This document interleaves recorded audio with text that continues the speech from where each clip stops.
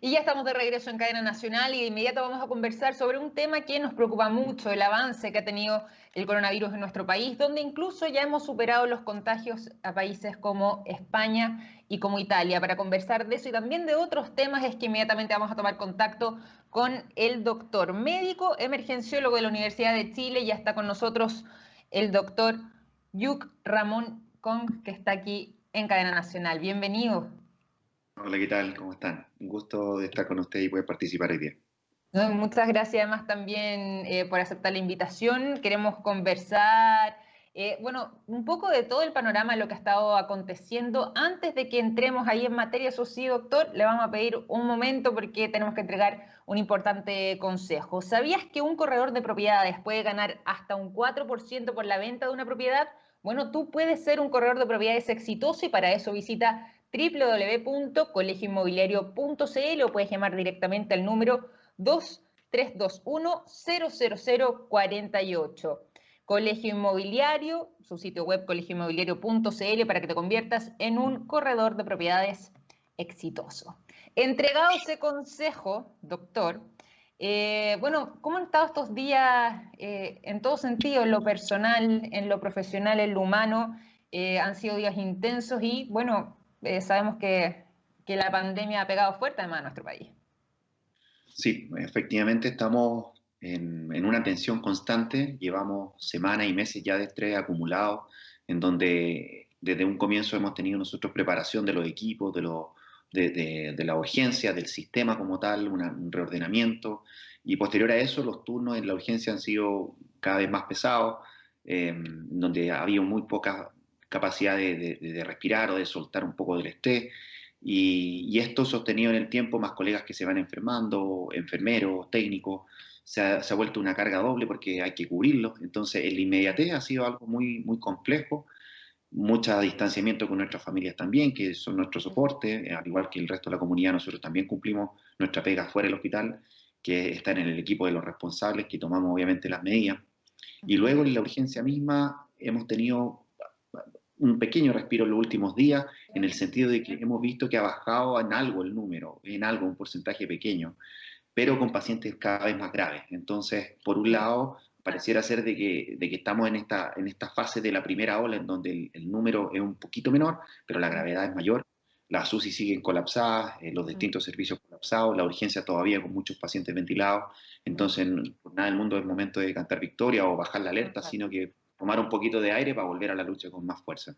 Claro, de todas maneras, bueno, igual el mismo ministro de Salud indicaba hoy de la mañana una leve mejoría, sin embargo, obviamente eso no implica que haya un relajo ante el tema. ¿Se veía venir este aumento en el número de casos? Y lo pregunto porque, claro, mencionábamos al principio, ya hemos superado países como Italia o España en el número de personas contagiadas y nosotros anteriormente, hace un par de meses atrás, veíamos esto como una verdadera catástrofe. Y ahora nuestro país se ubica también dentro de los países con mayores contagios, estamos en nivel número 8 del mundo. ¿Ha habido errores en la estrategia de prevención para combatir el virus o qué es lo que ha estado pasando a su juicio, doctor? Mira, en términos netos, si nuestra estrategia hubieran sido efectiva, no hubiéramos tenido la cantidad de casos que tenemos ahora. Por lo tanto, esto ha sido una linealidad que no ha ido en un curso positivo. Si nosotros vemos a los países de la región, en términos comparativos, se empieza más o menos a diluir el análisis, pero si hacemos un análisis interno, no hemos logrado detener el contagio. Y esto lo vemos con cifras aún crecientes y en la fase ascendente de la curva, que lo que nosotros tratamos de rápidamente pasar esta curva, bueno, no lo hemos logrado. Seguimos en esa fase ascendente. Y con tanto tiempo detrás de nosotros trabajando en esto, lógicamente no podemos hablar en ningún caso de que ha sido un completo acierto o un resultado positivo, sino más ligado a lo otro. No por nada hubo un cambio de ministro y el nuevo ministro obviamente abrió la estrategia, permitió que más gente colaborara, la sociedad científica, los médicos, que fuéramos escuchados. Y esto te habla de que había que dar un golpe de timón, que era algo que veníamos planteando desde un comienzo. Y yo creo que estamos en esa curva, estamos en ese momento de girar y tomar un rumbo un poco más centrado en la evidencia del resto de la población que es experta y que quiere colaborar. Sí, me parece que estamos en ese lado, las cifras siguen siendo muy malas, los muertos siguen ascendiendo, por lo tanto, no es momento de sacar ninguna conclusión positiva aún.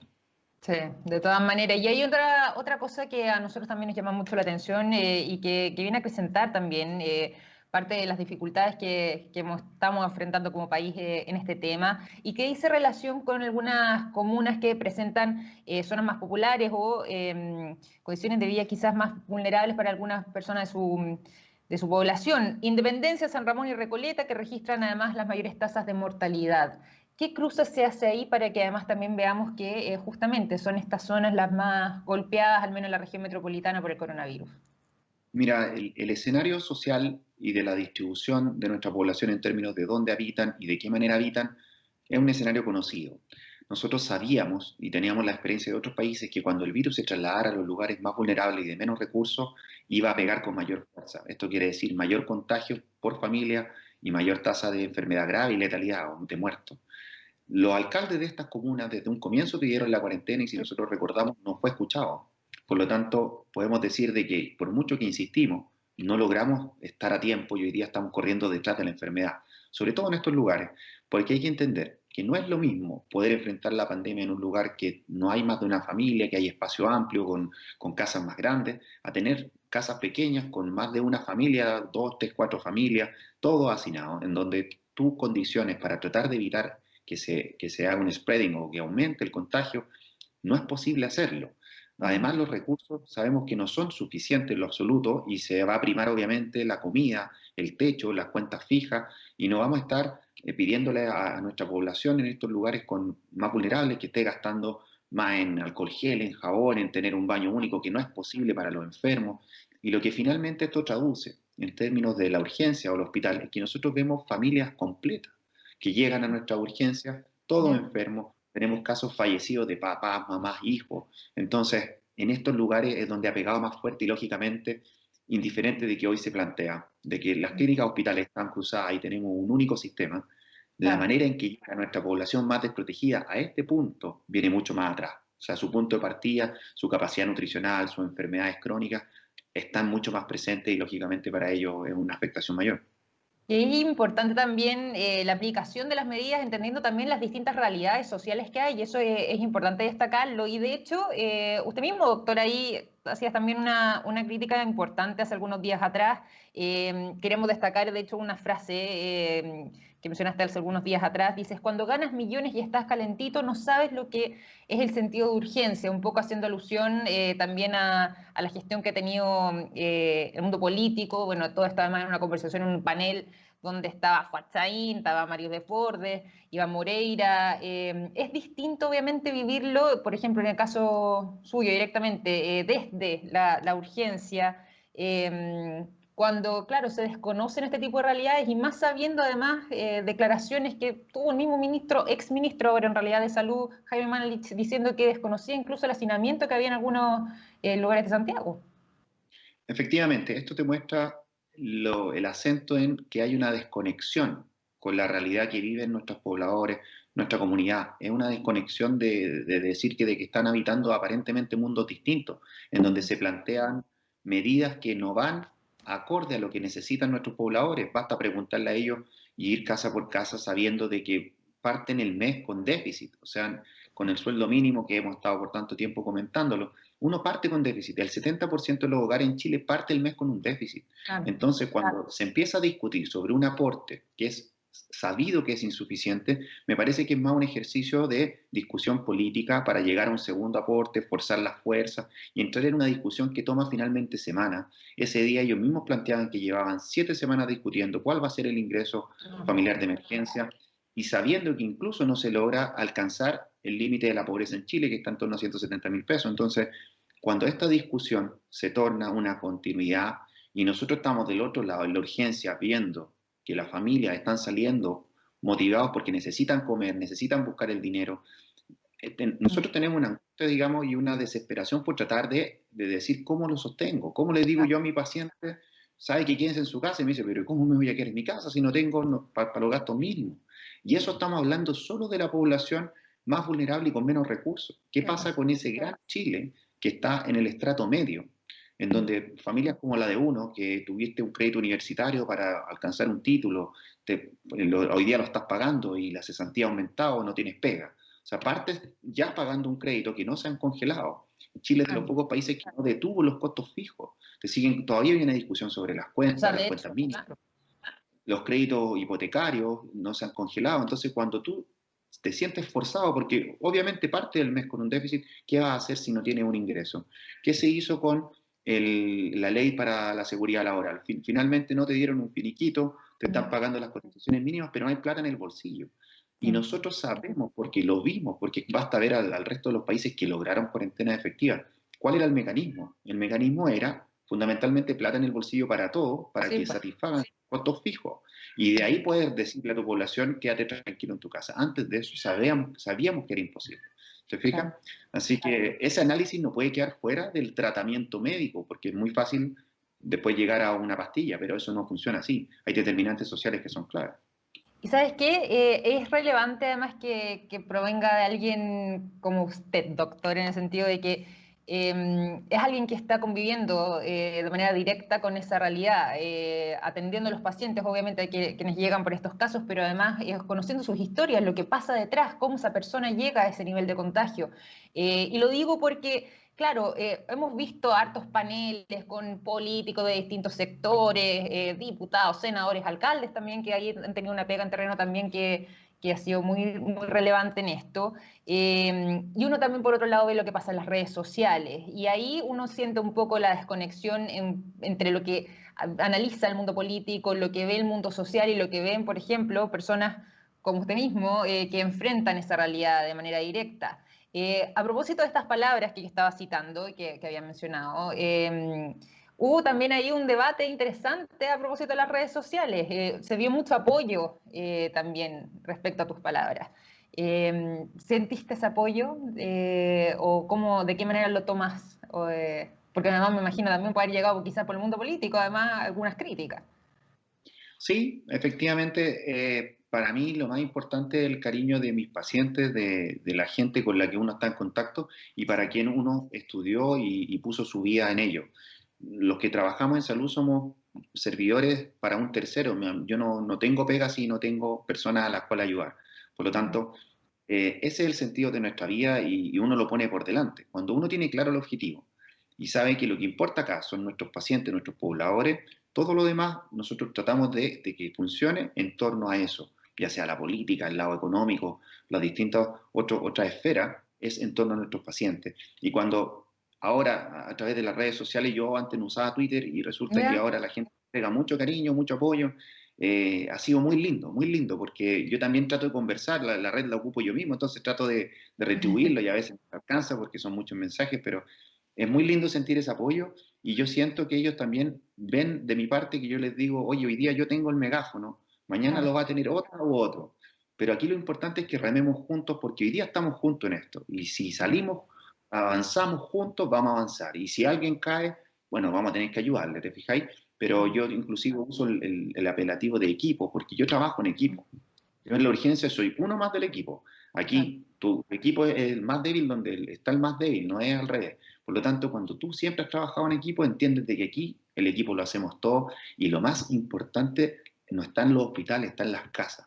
Nosotros hacemos la parte final donde hay que ir a curar, pero prevenir es lo que te va a salvar de esta cuestión. Por lo tanto, esa parte del equipo, el equipo que está en la casa en este minuto, es tanto y más importante que los que estamos en el hospital dando nuestro mejor esfuerzo. Eso es muy relevante también, el cuidado que podemos sostener cada uno. ¿Y hay algún tipo de acción o hay algún tipo de medida que de momento, y ahí pregunto, veas que no se haya aplicado y que quizás hay que ponerle ojo porque efectivamente puede salvar vidas el día de mañana? Puede ser una política pública que no se está implementando o quizás algún detalle en cosas que de manera cotidiana podemos hacer nosotros como ciudadanos. Sí, mira, tal vez desde el punto de vista de las políticas públicas me parece que hoy están en el sentido correcto. Lo que a mí me falta es que sean efectivas. Esto quiere decir que para lo que fueron diseñados, logre el resultado. Si no logra Claro. el resultado, de nada sirve tu política pública. O Por lo sea, ahí tanto, puede. sin más lejos también el tema de los permisos, porque vemos que además, y según la última cifra, la mayor cantidad de gente que está en las calles en estos momentos lo hace con el permiso respectivo. O sea, creo que solamente hay una falta de un 0,5. O sea, el Sí, 95% de la gente que vemos además sobre todo en la ciudad de Santiago, funcionando de manera activa todavía, sin que se dé la impresión de que hay una cuarentena total efectiva, y lo hace con los permisos. ¿Hay un problema ahí en el sistema? Efectivamente, cuando tú tienes sobre el 99,5% de la población de que está cumpliendo los permisos, en el fondo está en regla. Solo tenemos los irresponsables, digámoslo así, que son el 0,5%, o sea, la parte menor del problema. Por lo tanto, con tantos permisos y tienes tanta movilidad social, no estás logrando el objetivo, por eso se bajaron de 5 permisos a 2 permisos esta semana, semanales, y con esto tú ya estás forzando a que la gente tenga más conciencia de que no hay que salir todos los días a pasear el perrito, todos los días a comprar, y les pasa un poco de responsabilidad a tu población, de manera de que puedan escoger cuáles son los 2 días que van a salir. Eso, aunque afecte y atente contra nuestra libertad personal, en este minuto es completamente necesario. ¿Y por qué es necesario? Porque el efecto neto que necesitamos es que esto se detenga, se enfríe un tiempo, para poder darle tiempo a que se recuperen los enfermos, a que Sí. disminuyan los nuevos enfermos, tengamos y recuperemos la capacidad sanitaria de respuesta a nuestros enfermos, y luego de eso seguimos la estrategia. ¿Te fijas? Entonces a veces uno tiene que frenarlo esto con harto frío, en algún minuto también se denominó hibernación, pero lo que esto es tratar de frenar, de poner paño frío a que esto siga creciendo, porque tanto que se hablaba de la curva y de frenar la curva la perdimos de vista a fines de marzo. Y eso quiere decir el ascenso de los casos. Entonces, cuando la perdiste, tú decías, a ver, resguardémonos, quedémonos en las casas, tratemos de mantenerlo todo con calma hasta que esto empiece a bajar, porque si hay una buena noticia de esto es que sabemos que el comportamiento es subir y bajar. Claro. Algo que sepamos del virus, ¿te fijáis? Porque el resto lo hemos ido aprendiendo en el camino. Pero en términos de eso, yo me quedaría con que sean efectivas las medidas, y para que sean efectivas están obviamente los determinantes sociales que lamentablemente se pone todavía mucha burocracia detrás. La gente todavía no tiene claro cómo acceder al ingreso familiar de emergencia. Tú necesitas internet para usarlo, para poder acceder a este, postular a este. O sea, no es automático. Uno esperaría que esto fuera de inmediato, que todos se nos activara una cuenta ruda social, RUT, ¿te fijas? O sea, cosas automatizar. Cuando hoy día el mayor medio es los medios de comunicación para comunicarnos, está la tele, está el internet, y se frenó el internet nacional para que Claro. todos tuvieran acceso. No hemos olvidado la educación de nuestros niños. Hoy día los niños están, los profes tratando de hacer malabares para enseñarle a nuestros niños y no perder el año. Y yo todavía no veo un profesor en ningún panel de discusión. Yo cada Claro. vez que tengo la opción lo planteo. ¿Dónde están los profes? Si ellos son los especialistas en eso, ¿te fijas? Entonces creo que no olvidamos porque centramos las cosas en un puro punto, y eso es me parece que hay que expandir un poquito la visión. Es como que yo en la urgencia solo me dedicara a los COVID y olvidara los infartos. No puedo, yo tengo que tratar de Claro. enfocarme en todo. Y en ese sentido, hoy día, ¿qué es lo más, cómo es el trabajo diario al interior de las urgencias? Ahí en experiencia personal, me imagino además también que quizá probablemente estos hayan sido los días más difíciles de tu carrera. Mira, fíjate que no lo había visto desde ese punto de vista. Yo creo que cuando era más joven y recién había egresado, tenía mucho miedo cuando me enfrentaba a la urgencia, porque estás nuevo y tus conocimientos no son tantos, siempre tratas de apoyarte en alguien más, pero hoy día me toca a mí ser jefe de mi turno. Entonces, el que más sabe en el turno soy yo. Por lo tanto, yo también tengo un teléfono que puedo llamar a mi jefe o así para arriba, pero en la cancha misma tú eres el capitán del equipo y hace que el Claro. equipo funcione. Es distinta la postura. Es una tensión constante en donde tú tienes que lidiar no solo con los enfermos y las enfermedades, sino con tu equipo, que también está con una emoción, con un sentimiento, con situaciones que trascienden los equipos humanos. Nosotros trabajamos en un equipo de personas, Sí, en por donde supuesto. también hemos recibido familiares de nuestro propio equipo enfermos de COVID, nuestro propio equipo ha enfermado más de algunos. Entonces, toda esta mezcla bajo un manto de estrés y de todo oscuro por tantas semanas, ha sido muy difícil. No he visto quiebres emocionales, personales en el turno, porque uno trata de mantener la moral arriba, ¿te fijas? Pero sí, obviamente, cuando uno conversa y llega a la casa, viene el relajo, uno pensar cuántas muertes o cuántos enfermos eran prevenibles. Porque Claro. recordemos que esta enfermedad, a diferencia de un infarto, por decirlo en un ejemplo, es contagioso. O sea, yo puedo evitar el contagio y tengo un enfermo menos, un muerto menos. ¿Te fijas? Claro. Entonces, pensar qué podríamos haber hecho mejor para que esto no hubiera sucedido. Eso te lleva a la frustración. ¿Te fijas? Yo estoy en la última etapa, cuando ya llegan enfermos. No, claro, pues exactamente, cuando en la última etapa, que es ojalá la etapa que no hubiéramos tenido que llegar, Y me imagino además también que van a haber situaciones bien dramáticas. En lo personal, por ejemplo, y ahí algo decías al principio, el hecho de tener cuidados también al interior de la casa, no tener quizá el contacto estrecho con los mismos familiares, viviendo dentro del mismo espacio, ese tipo de cosas también pesan en lo humano. Mira, eso es lo más difícil de llevar a cabo porque tú tienes que depositar toda tu confianza en tu población y decirle, esto tiene que hacerlo así, nosotros le damos una hojita al alta con todas las instrucciones, en la página del MinSal están todas las instrucciones, pero ¿qué pasa cuando tú nunca has tenido en tu programa de educación de tu población educación en salud? Nunca la has tenido. Nosotros lo más cercano que tuvimos a salud era biología, pero tú nunca te esforzaste en enseñar cómo manejar un paracetamol, cómo manejar un Claro. fármaco sencillo, cómo tener medidas de higiene efectivas, y hoy día estamos sobre la marcha tratando de educar, ¿te fijas? También tenemos por el otro lado la parte financiera, que eso es otro de los grandes problemas. Nunca hemos tenido educación financiera en los colegios, entonces, ¿cómo pedimos hoy día que lidien sin lucas y tratando de aquí para allá? Entonces estamos de nuevo sobre la marcha, llegamos, considero yo, a este punto muy pobres en muchas áreas cognitivas, y una de esas es salud. Entonces hoy día estamos los médicos, los medios de comunicación tratando de enseñar sobre la marcha cómo hacerlo. Y efectivamente eso es lo más útil, es lo más eficiente, el evitar contagiarse y el poder aislar a los enfermos dentro de las casas. Hoy día, por suerte, tenemos las residencias sanitarias que todavía están muy por debajo de lo que esperamos que se utilicen. Y que es precisamente sacar el foco contagioso dentro de una casa para que no caigan todos, porque hay adultos mayores, en las casas de allegados están los nietos con los abuelos, ¿te fijáis? Entonces se te generan estos focos familiares que son muy difíciles de frenar. Sí. Y bueno, ahí uno va mezclando las distintas aristas. Hoy nosotros queremos hacer un salto acá en la conversación, llevarlo quizá a una parte que nosotros siempre hacemos en nuestro programa, una especie de cuestionario corto, eso lo hacemos siempre a nuestros invitados, que tiene que ver quizá una manera un poco más personal, pero te quiero invitar a participar. Ya, dale, vamos. Primera pregunta, durante estos días, ¿cuántas veces ingiere alcohol o algún tipo de sustancia recreativa para distraer la mente? La verdad, en general, una a los fines de semana. Una cerveza, por ahí puede ser, una piscola de repente, por Zoom hoy día. Sí, pues, Pero más, virtual. sí. Con compañía, con estos carretes virtuales que se hacen ahora. Segunda pregunta, ¿el mejor remedio para pasar las penas, doctor? Yo creo que una reconexión con la familia, un llamadito a la mamá, a la abuela, a los amigos, un carrete grupal por Zoom hoy día está ayudando harto, cada vez más frecuente.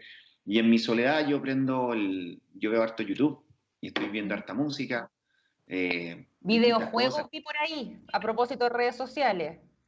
Yo Ah, juego poco. videojuegos. Sabes que yo juego poco porque no le pego mucho a la Play ni esas cosas. Lo que me gusta es el Guitar Hero o el Rock Band, que es para tocar batería. Eso me desestresa, pero se me echó a perder el pombo a la batería, así que ya no tengo que hacer. Pero es por un lado ese, y por el otro lado me he reencontrado mucho con la FMS Chile, que es algo que yo no conocía, que es freestyle hip hop nacional, y es todo un cuento, todo un asunto, y que la gracia de ellos es que piensan muy rápido, responden muy rápido y son muy coherentes. Entonces, lo he Mucho encontrado muy vocabulario. interesante.